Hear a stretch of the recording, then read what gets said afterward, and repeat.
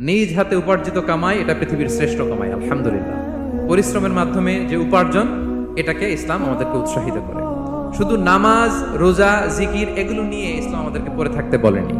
Quranic order হচ্ছে আপনার নামাজ শেষ, আপনি বেরিয়ে পড়বেন, কাজে বেরিয়ে যাবেন। ফাইদা কুদিয়াতিস সালাতু ফান্তাশিরু ফিল আরদি ওয়াবতাগু মিন ফাদলিল্লাহ। বিধানটা কার বলুন? আওয়াজ করে বলুন, বিধানটা কার? এটা কোরআনিক ভার্ডিক্ট, কোরআনের বিধান। নামাজ শেষ, ভুল হয়ে বসে জিকির করতে বলা নেই আল্লাহ। আল্লাহ বলেছে ফান্তাশিরু ফিল আরদ ওয়াবতাগু মিন ফাদলিল্লাহ, জমিনে ছড়িয়ে পড়ো, আল্লাহর রিজিক তালাশ করো। নামাজ শেষ, বেরিয়ে যাবে। কৃষক চলে যাবে মাঠে,